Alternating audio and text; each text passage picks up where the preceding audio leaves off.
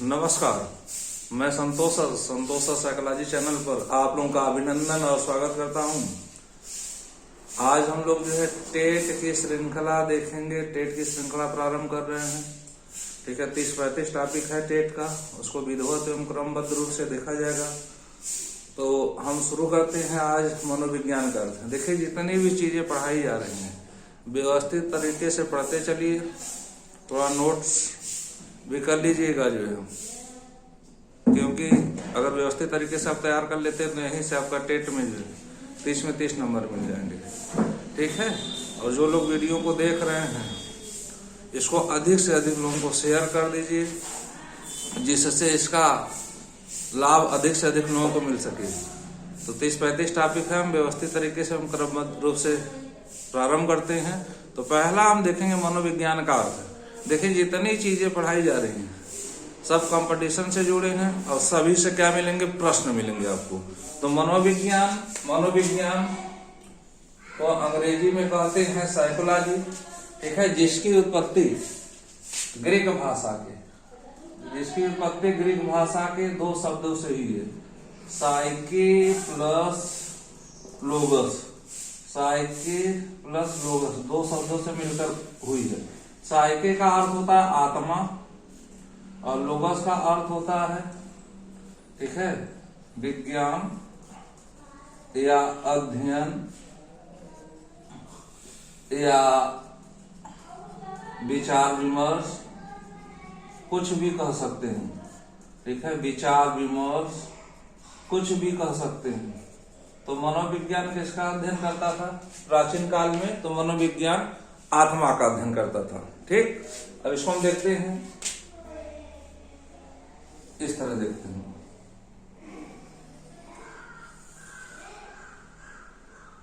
मनोविज्ञान जो है प्राचीन संदर्भ देखेंगे तो किसका अध्ययन करता था? आत्मा का विज्ञान था। किसका विज्ञान? आत्मा का विज्ञान। तो मनोविज्ञान आत्मा का विज्ञान था। और इस मत के प्रमुख समर्थक मनोवैज्ञानिक थे अरस्तु, प्लेटो और कौन थी? डेकार्टे। अरस्तु, प्लेटो, डेकार्टे। इन्होंने माना था कि मनोविज्ञान आत्मा का विज्ञान है। लेकिन प्रश्न उठा, आत्मा क्या है? तो हम आप जैसे जानते हैं कि हमारे शरीर में आत्मा रहती है, लेकिन हमारी जब मृत्यु हो जाती है तो आत्मा निकलकर परमात्मा में विलीन हो जाती है। लेकिन वैज्ञानिक दृष्टिकोण, साइंटिफिक आउटलुक क्या मानता है? वह उसी को मानता है जिसको जांचा और परखा जा सके। तो आत्मा को जांचा परखा जा सकता है क्या? नहीं। इसलिए जो है इसका क्या हो गया? इसका खंडन हो गया। अगला कंसेप्ट आया लगभग 16वीं शताब्दी में। 16वीं शताब्दी तक यही चला। तो अगला कंसेप्ट आया कि मनोविज्ञान मन का विज्ञान है। ठीक है, मन क्या होता है? एक मनोविज्ञान मन का विज्ञान है। इस मत के समर्थक थे पेम्पोनोजी, इटली के मनोवैज्ञानिक थे। कहाँ के थे? इटली के मनोवैज्ञानिक थे पेम्पोनोजी। इन्होंने कहा कि मनोविज्ञान मन का विज्ञान है, साइंस ऑफ माइंड। अभी फिर प्रश्न उठा कि मन क्या होता है? तो मन हम आप जानते हैं, ठीक है, बहुत चंचल होता है। लेकिन वैज्ञानिक दृष्टिकोण क्या कहता है कि जिसको जांचा परखा जाएगा उसी को हम मानेंगे। तो मन को जांचा परखा जा सकता है क्या? नहीं, मन को जांचा परखा नहीं जा सकता है कि किसके मन में क्या चल रहा है। ठीक है, किसके मन में कितनी चंचलता है, किसका मन कहाँ है इस समय, तो उसको जांचा परखा नहीं जा सकता है। इसलिए इसका भी खंडन हो गया कि नहीं भाई, मनोविज्ञान मन का विज्ञान नहीं हो सकता है। ठीक, धीरे धीरे आधुनिक काल की तरफ हम लोग बढ़ रहे थे। फिर आया अगला कंसेप्ट, मनोविज्ञान चेतना का विज्ञान है। किसका विज्ञान है भाई? मनोविज्ञान चेतना का विज्ञान है। ठीक, अब जो है चेतना, फिर इस मत के प्रमुख मनोवैज्ञानिक थे। देखिए, इस मत के प्रमुख वैज्ञानिक थे विलियम जेम्स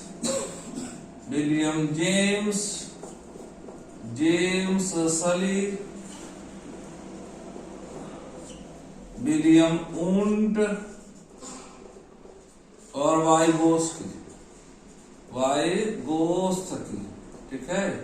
इन्होंने क्या माना? इन्होंने माना कि मनोविज्ञान चेतना का विज्ञान है। ठीक, किसका विज्ञान है? चेतना का विज्ञान है। अब चेतना क्या होता है? ठीक है, चेतना क्या होता है? तो चेतना जागरूक अवस्था का बोध कराता है। किसका बोध कराता है? जाग रहे हूं, जगे हुई हूं, ठीक है। जागरूक अवस्था का क्या कराता है? बोध कराता है। तो फिर एक प्रश्न उठा कि क्या हम कोई हमारे जो मन में कंसेप्ट चलता है, क्या हमेशा हम जागरूक होकर कंसेप्ट चलता रहता है? तो एक थे मनोविश्लेषणवाद के जनक। देखिए ध्यान से पढ़िएगा, जितनी चीजें पढ़ाई जा रही वहीं से प्रश्न मिलेगा आपको। मनोविश्लेषणवाद के जनक थे। मनोविश्लेषणवाद के जनक कौन थे भाई? सिगमंड फ्रायड, ठीक है, सिगमंड फ्रायड।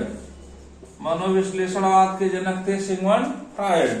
तो सिगमंड फ्रायड जो विनीत चिकित्सक थे, इन्होंने मन के कितने प्रकार बताए?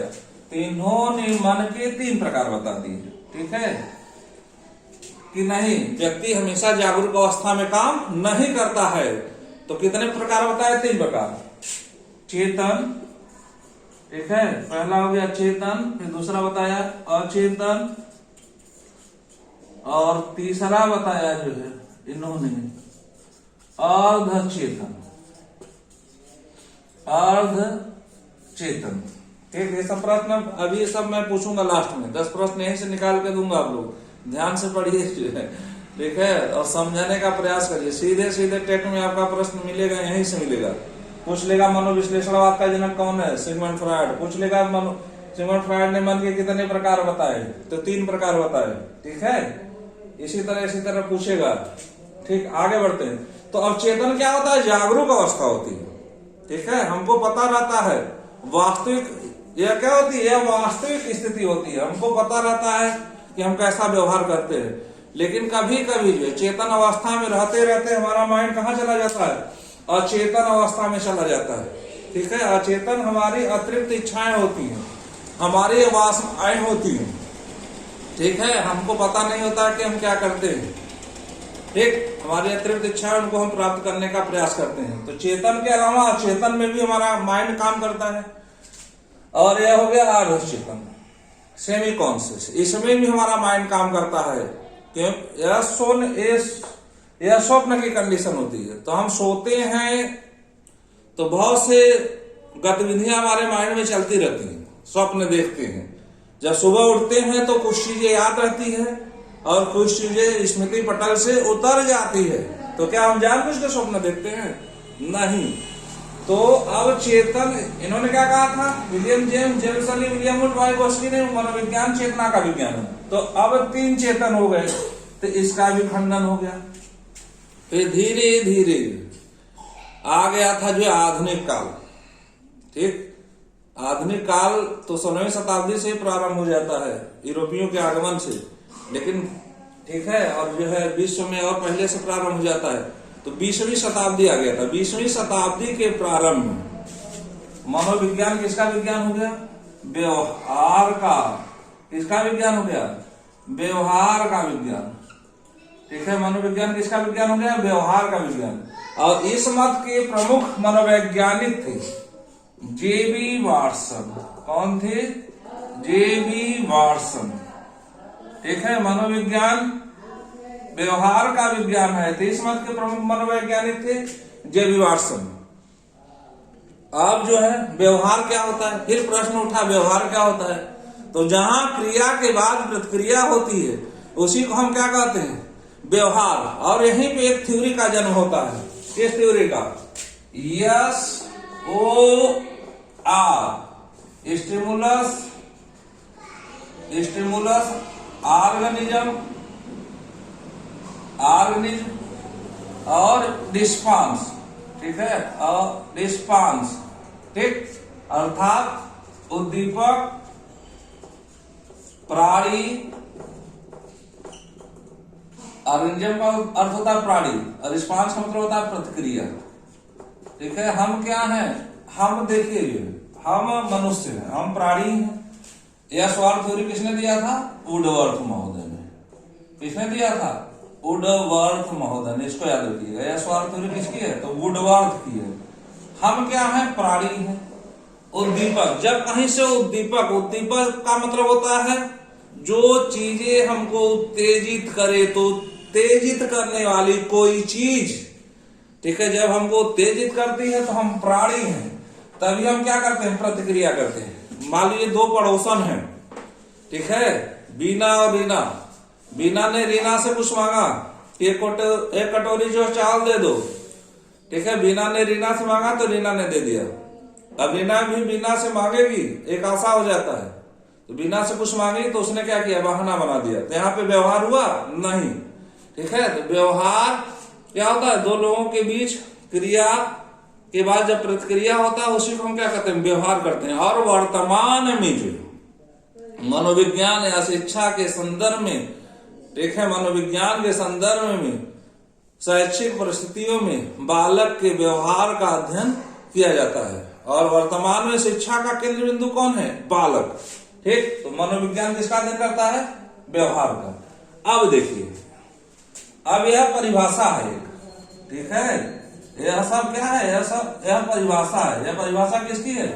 वुडवर्थ महोदय की। वुडवर्थ महोदय ने क्या कहा था? मनोविज्ञान ने सर्वप्रथम आत्मा का परित्याग किया, फिर मन का परित्याग किया, पुनः चेतना खोई, अब व्यवहार की विधि को स्वीकार करता है। तो यहां सब कई प्रश्न मिल रहे हैं आपको।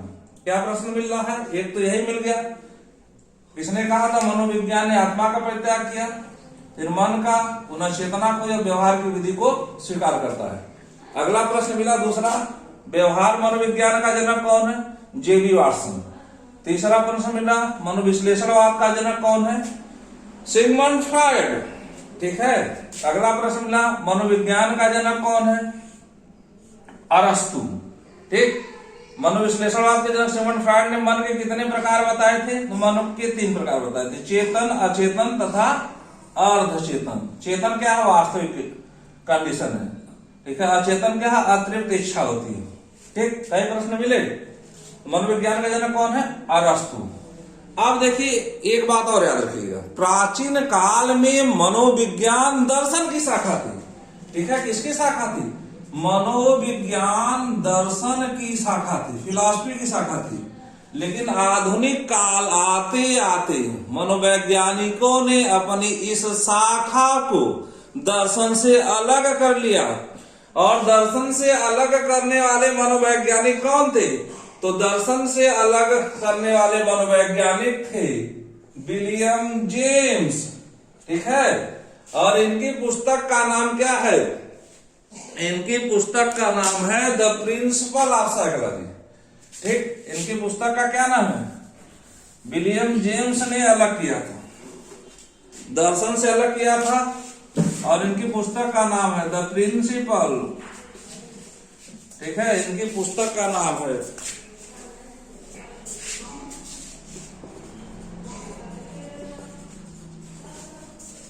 The principle of psychology.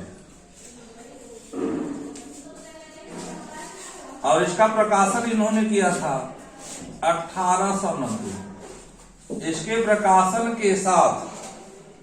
प्रकाशन के साथ मनोविज्ञान के क्षेत्र में क्रांति आ गई, ठीक। तो इसको भी याद रखिएगा, द प्रिंसिपल ऑफ साइकोलॉजी किसकी पुस्तक है?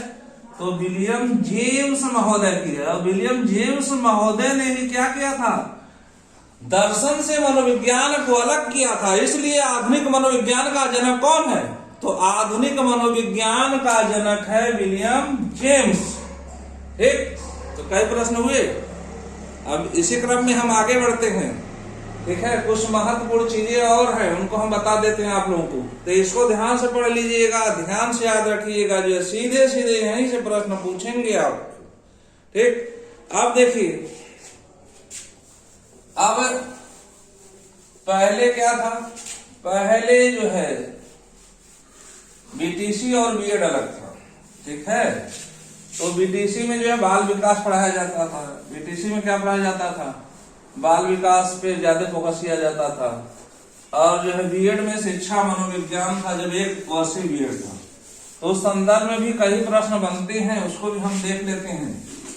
ठीक है। अब जैसे शिक्षा मनोविज्ञान एक प्रश्न पूछता है, एक प्रश्न पूछता है आपका जो है, बाल मनोविज्ञान का जनक कौन है? बाल मनोविज्ञान का जनक कौन है? तो याद रखिएगा, ठीक है, पेस्टोलॉजी। कौन है? पेस्टोलॉजी है। एक प्रश्न पूछता है, शिक्षा मनोविज्ञान का जनक कौन है?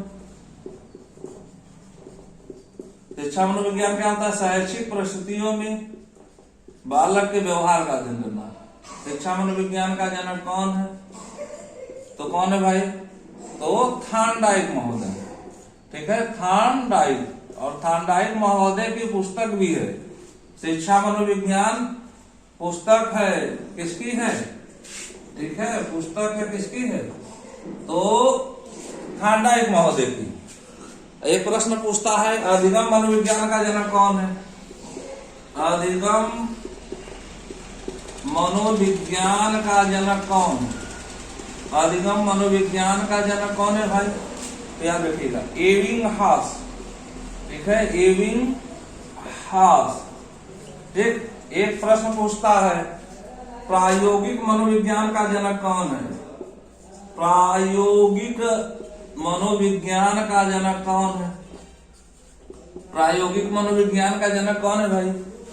ठीक, तो विलियम उंट महोदय। अब इनको विलियम उंट महोदय को प्रायोगिक मनोविज्ञान का जनक क्यों कहा जाता है? क्योंकि इन्होंने मनोविज्ञान की प्रयोगशाला 1879 में, कब? इसको याद रखिएगा, यहां प्रश्न आएगा आपका, टेट में आएगा। मनोविज्ञान की प्रथम प्रयोगशाला, मनोविज्ञान की प्रथम प्रयोगशाला विश्व में सर्वप्रथम प्रथम प्रयोगशाला विश्व में सर्वप्रथम 1879 में लिपजिंग जर्मनी में स्थापित की थी। लिपजिंग जर्मनी में स्थापित की थी। इसलिए जो है विलियम उंट को प्रायोगिक मनोविज्ञान का जनक कहा जाता है। तो मनोविज्ञान की प्रथम प्रयोगशाला लिपजिंग जर्मनी में किसने स्थापित की थी? विलियम उंट ने। इसलिए प्रायोगिक मनोविज्ञान का जनक किसे कहते हैं? विलियम उंट को। अब एक प्रश्न पूछता है, भारत के संदर्भ में भारत में मनोविज्ञान की प्रथम प्रयोगशाला, ठीक है, भारत में अगर पूछेगा मनोविज्ञान की प्रथम प्रयोगशाला तो 1916 में, कहां पे? कोलकाता में। कहां पे? कोलकाता में। 1916 में कोलकाता में, ठीक।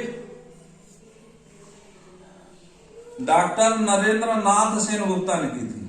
डॉक्टर नरेंद्र नाथ सेन गुप्ता ने की थी। इसको भी याद रखिए। भारत में पूछता है तो 1916 में कोलकाता में, और किसने किया था? तो डॉक्टर नरेंद्र नाथ सेन गुप्ता ने किया था। अगर जो उत्तर प्रदेश के संदर्भ में पूछता है, उत्तर प्रदेश में मनोविज्ञान की प्रयोगशाला, उत्तर प्रदेश में मनोविज्ञान की प्रयोगशाला कहाँ स्थित है? प्रयोगशाला स्थित है कहाँ पे? कहाँ पर स्थित है भाई? तो इलाहाबाद, या वर्तमान में उसका नाम बदल के रख दिया गया है प्रयागराज। तो मनोविज्ञान के उत्तर प्रदेश में प्रयोगशाला कहाँ है? तो प्रयागराज, इलाहाबाद में है। ठीक। अब जो है देखिए इसकी स्थापना उत्तर प्रदेश में मनोविज्ञान की प्रथम प्रयोगशाला, ठीक है, मनोविज्ञान की प्रथम प्रयोगशाला या जो मनोविज्ञान की जो है प्रयोगशाला कहाँ पे है? तो इलाहाबाद में। अब देखिए इसकी स्थापना आचार्य नरेंद्र देव समाजवादी आंदोलन से जुड़े थे। आचार्य नरेंद्र देव समिति की अनुशंसा पर, आचार्य नरेंद्र देव समिति की अनुशंसा पर 1947 में स्थापित किया गया था। और काम कब शुरू किया? 1951-52 में जो है। तो इसको भी याद रखिएगा, दो कंसेप्ट है यहां से। तो मनोविज्ञान की प्रयोगशाला उत्तर प्रदेश में कहाँ है? तो इलाहाबाद या प्रयागराज। भारत में प्रथम स्थापित की गई तो कोलकाता में। तो ये समस्त चीजें भी याद रखिएगा, ठीक है। अब जो है कुछ प्रश्न और हैं।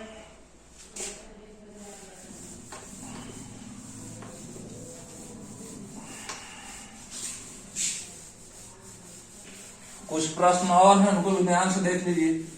अब पूछ लेगा आपका व्यवहार मनोविज्ञान का जनक कौन है, तो जेबी वाटसन। व्यवहार मनोविज्ञान का जनक कौन है, जेबी वाटसन, ठीक है। आधुनिक मनोविज्ञान का जनक कौन है, विलियम जेम्स है। तो कुछ मनोविज्ञान की परिभाषाएं हैं, यहां से भी प्रश्न आपके आ जाते हैं, तो इसको भी देख लीजिएगा। मनोविज्ञान की परिभाषा, मनोविज्ञान की परिभाषा है वाटसन के अनुसार मनोविज्ञान व्यवहार का निश्चित या शुद्ध विज्ञान है। जेबी वाटसन महोदय ने क्या कहा है, वाटसन महोदय ने कहा है मनोविज्ञान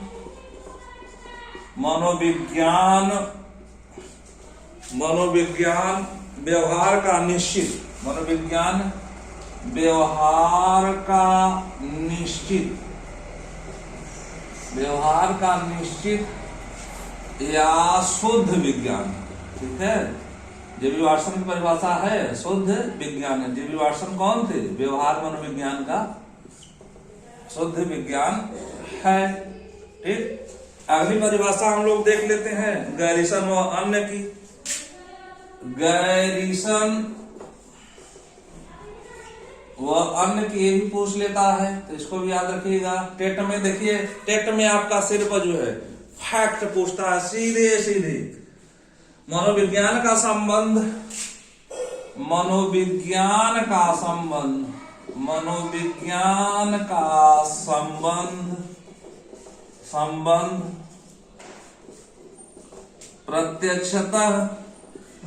प्रत्यक्षतः मानव व्यवहार से होता है, मानव व्यवहार से होता है, ठीक है, मानव व्यवहार से होता है, ठीक है। अगली परिभाषा देख लेते हैं हम लोग। वुडवर्ड के अनुसार मनोविज्ञान वातावरण के संपर्क में होने वाले मानव व्यवहारों का अध्ययन है। वुडवर्ड के अनुसार, ठीक है, मनोविज्ञान वातावरण के संपर्क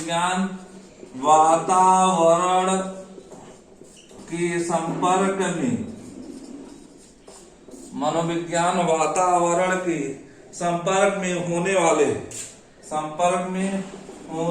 वाले मानव व्यवहारों का अध्ययन है, मानव व्यवहारों का अध्ययन है। किसने कहा था, ठीक है, मानव व्यवहारों का अध्ययन है, तो वुडवर्ड महोदय ने कहा था, ठीक है। एक परिभाषा और हम लोग देख लेते हैं, बार बार पूछ लेता है। एक कौन सी परिभाषा देखते हैं हम लोग, क्रो एंड क्रो के अनुसार। ऐसा नोट कर लीजिएगा आप लोग, ठीक है। पीडीएफ भी आप लोगों को जो है टेलीग्राम पे मिल जाएगी संतोष असरकला जी पर, जो है क्रो एंड क्रो के अनुसार, क्रो एंड क्रो के अनुसार, ठीक है, क्रो एंड क्रो के अनुसार मनोविज्ञान, ठीक है। क्या शिक्षा मनोविज्ञान व्यक्ति के जन्म से लेकर, शिक्षा मनोविज्ञान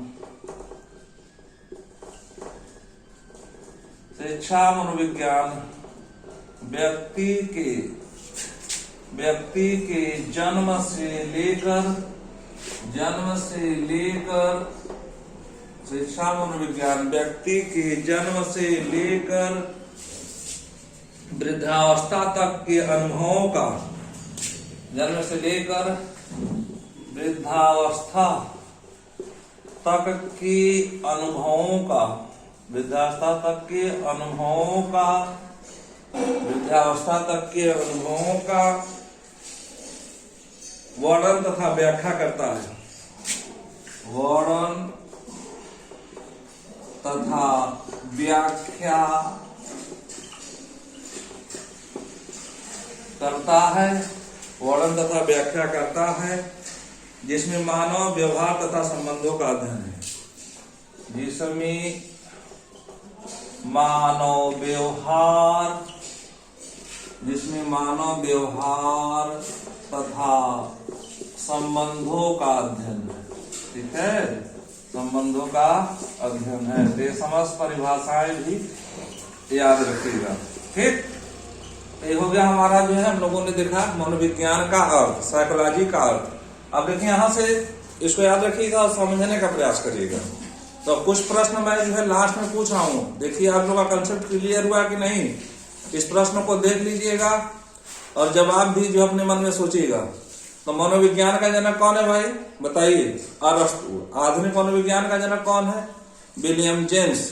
इसने कहा था मनोविज्ञान ने सर्वप्रथम अपनी आत्मा का परित्याग किया, फिर मन का परित्याग किया, पुनः चेतना को या व्यवहार की विधि को स्वीकार करता है। किसने कहा था, वुडवर्थ महोदय ने। ठीक है, व्यवहार मनोविज्ञान का जनक कौन है, जेबी वाटसन है। तो ये समझ चीजें बार बार पढ़ लीजिए, क्रमबद्ध रूप से याद रखिएगा। और जेबी वाटसन का एक कथन और है, उसको भी याद रखिएगा।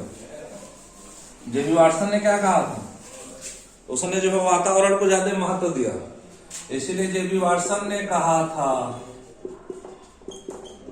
व्यवहार मनोविज्ञान का जनक कौन थे, जेबी वाटसन। जेबी वाटसन ने कहा था, मुझे, ठीक है, 1 दर्जन शिशु दे दो, मुझे 1 दर्जन शिशु दे दो, उसको जो चाहूं, उसको जो चाहूं, डॉक्टर, इंजीनियर, चोर, डकैत,